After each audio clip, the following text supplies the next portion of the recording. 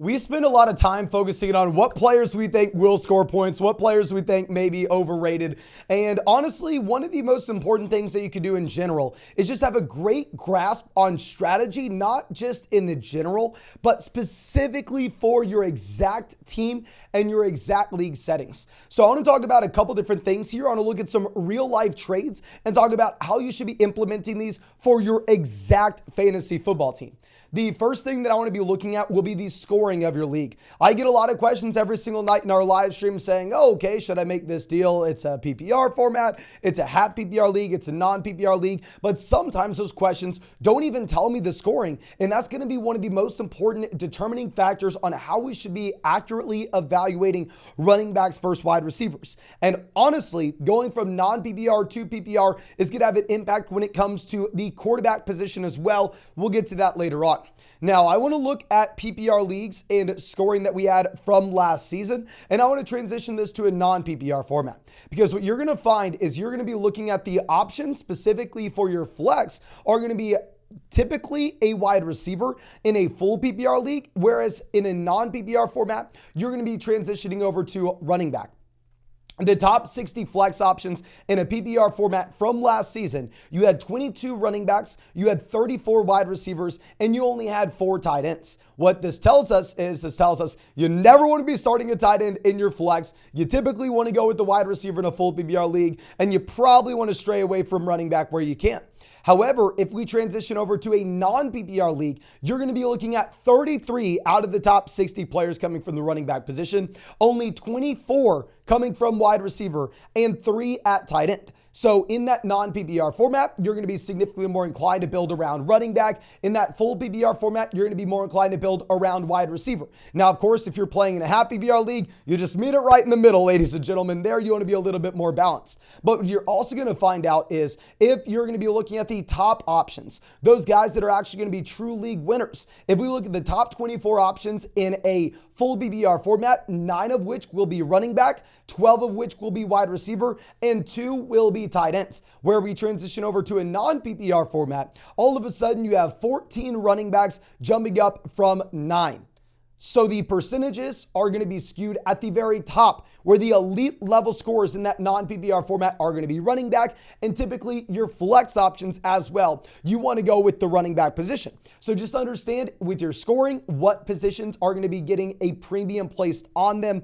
And then also with your starting lineup requirements, this is something we focus in on a lot as well. If you go through and look at a league in that format with 2 flex spots, you'll see that 21% of your starting lineup production is going to be coming from the flex, 28% wide receiver, 25 running back, 16 quarterback, and 9.5 tight end. And if that's a full PPR format, keep in mind what you're going to find is the majority of the time you'll have a wide receiver in that flex spot. So almost 50% of your starting lineup is going to be coming from the wide receiver position in a full PPR double flex league. However, if you transition that to a single flex league, what you're going to find is not only do you see wide receiver being a little less valuable overall, we also know that it's easier to find those depth wide receivers in a single flex format, but also the elite level quarterback is going to be more important, where you're looking at a quarterback taking up 18% of your starting lineup requirement instead of just 16% if you're transitioning from a double flex to a single flex league. If you're going from the tight end position, you're going to be at 9.5% up to about 10.5%. So as you remove flex spots, the more and more quarterback and tight end is going to matter. And as you add flex spots, the less and less quarterback and tight end will matter. Now, what's also interesting is if we transition this over to a non-PPR format, you're going to be looking at the fact that quarterback will actually jump in overall scoring as well. Because keep in mind, if you're in that non-PPR league, all of a sudden quarterbacks are going to be just scoring the same amount of points, whereas running backs, wide receiver, tight ends are going to be losing those points per reception. So quarterback will jump from about 16% of your starting lineup production in that double flex full PPR to about 21.5% in that double flex non-PPR. And if you're looking at a single flex non-PPR, he's going to be up almost at 24% of your starting lineup production. Now, also, you'll notice that in that non-PPR format, running back production is going to be a higher percentage of your starting lineup output as well, especially if we were to go through and play that running back at the flex. Now, keep in mind, playing a happy VR format, you're right in the middle of these two things, ladies and gentlemen. So keep your exact league format in mind when we go ahead and look at this. So that'll be the first big piece of strategy that we have when we're going ahead and implementing these trades. The second thing that I'm going to be focusing on is your record with your league right now. But before we dive into it, of course, real quick, drop a like, subscribe to the channel if you play fantasy football. And if you want to check out any of these pick'ems on Underdog Fantasy this weekend, my favorite pick'em for the moment is going to be Drake London for fewer than 50.5 receiving yards against the Jags. You can find that link in the description, find it in the comment section. Promo code FLOCK is going to get you a 100% deposit match up to $500. Plus, you're going to get our rest of season fantasy football rankings and tiers. And on top of that, ladies and gentlemen, you'll be getting a Kenny Pickett special pick'em, more than less than half a total passing yard against the Houston Texans. But going over and looking at the actual record that you are currently sitting at in your league, you need to understand the timeline that we need fantasy points. If you're sitting at 1-2, 0-3. Maybe you're watching this next week. You're 0-4. You're 1-4. You can still win your fantasy football league. I mean, my first time ever winning a fantasy football championship, I started off 1-4. But what you need is you need production right now. You are essentially stepping into the fantasy football playoffs already where it's win or go home for you. So if you're looking at those long-term options, someone like Jackson Smith-Njigba, maybe someone today like Cooper Kupp or like Jonathan Taylor that's not going to be playing this weekend. Even if you love the long-term upside of that player, if you don't have someone you're excited to go through and put in at running back 2, that you're excited to put in at the flex spot right now, and you're sitting at 0-3, you need to go out there and you need to trade away that player that you love the long-term upside for to make sure that we win this week and stay in the game. Whereas on the opposite end of the spectrum, if you're currently 3-0, if you're currently 2-1, you have so much maneuverability in how we can stretch out these fantasy points. And we're beginning to think a little more long-term. We're beginning to think with a little bit more of an upside focus specifically for the fantasy football playoffs. So I grabbed some trades that people sent me on Twitter that give a good example. So this first deal, you actually have someone sending Kyron Williams and Brandon Ayuk for Jonathan Taylor and Sam Laporta. And maybe you say, okay, man, if I'm 0-3, I really need the production Kyron Williams is giving me right now. He's playing 100% of his snaps as a running back. That's a great RB2. I mean, hell, Brandon Ayuk is a great flex for me. I'm probably going to have to hold on to these players.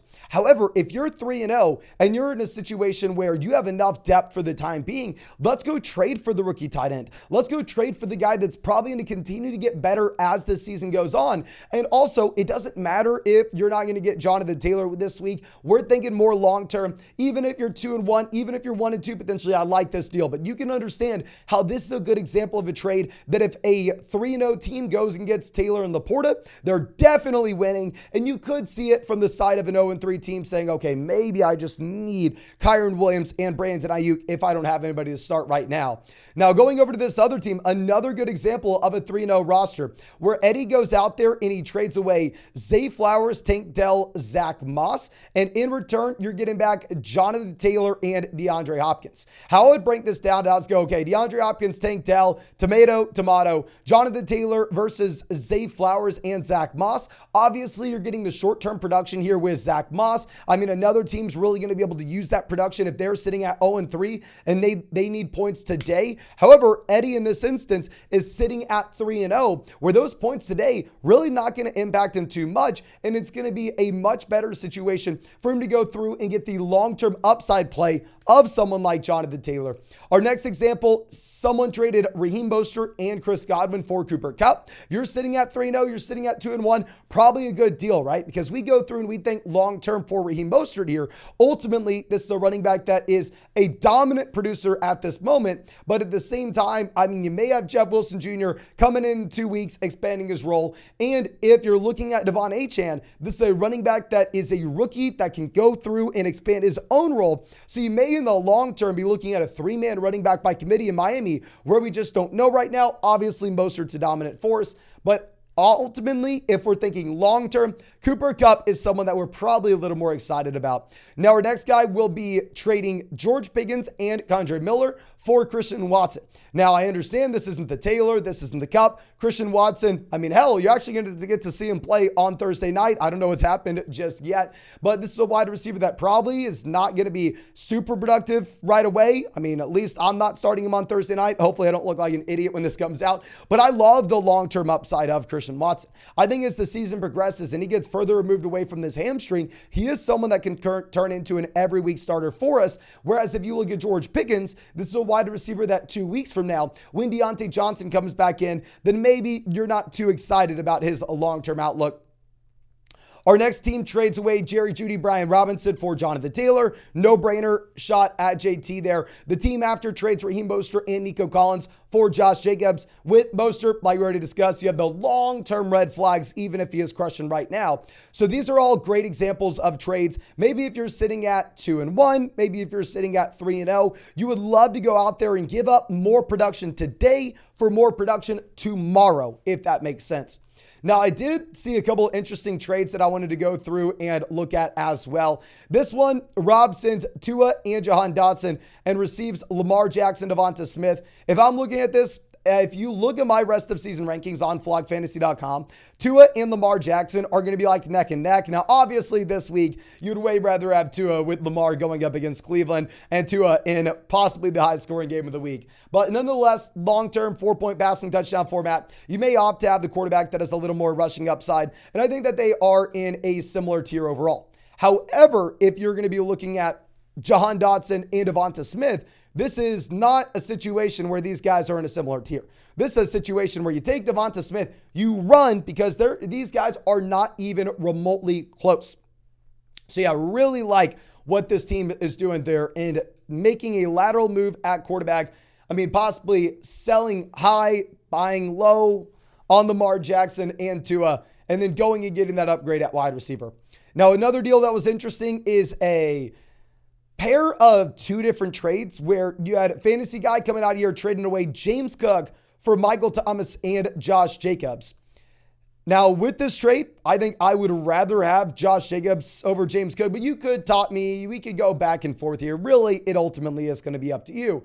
But once we can take that Michael Thomas value and we can parlay Devontae Adams and Michael Thomas into Jamar Chase, I mean, these trades look very interesting at the end of the day, where essentially you trade away James Cook and Devontae Adams, and you receive back Jamar Chase and Josh Jacobs. So this is a good example of just getting increment upgrades in back-to-back deals that with the overall net deal at the end of the day, you're sitting with a much better team.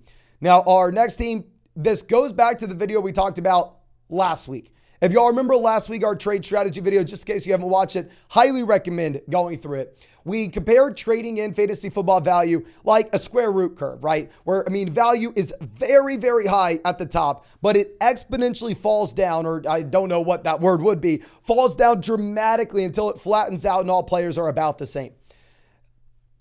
Bijan Robinson is at the top of that drop, right? Right before it drops, Bijan Robinson is at the very top. Kyron Williams is about halfway through that drop, and Terry McLaurin is on the flat curve where he doesn't really have that much value there. So I love this deal, going out there and getting Bijan Robinson, getting the full-blown stud, especially in a 10-team format. And then our next one, Christian Kirk for Kirk Cousins. This is an example of a trade that really ultimately is just up to you, is up to your personal preference. Obviously, there's never going to be a black and white winner, loser in every single trade. It's going to be a lot more of a gray area, a lot more nuance based off your overall league settings, based off your situation, and based off your personal evaluation of the players in the deal. But I think that's all I have for y'all. Again, thank you so much for checking out this video. If you have not done so already, go down there, hit that like button. Subscribe to the channel if you play fantasy football. And if you want to check out any of those pick'ems over on Underdog Fantasy, you can find that link in the live chat, find it in the description, find it in the comment section. Promo code FLOCK, 100% deposit match up to $500 on new accounts. Plus, you're going to be getting our rest of season fantasy football rankings and tiers. And on top of that, ladies and gentlemen, you'll be getting a Kenny Pickett special pick'em, more than less than half a passing yard going up against the Houston Texans on Sunday. But thank you again. I really do appreciate you. Really hope you have a great day, and really hope we get to see you out in the live stream later tonight.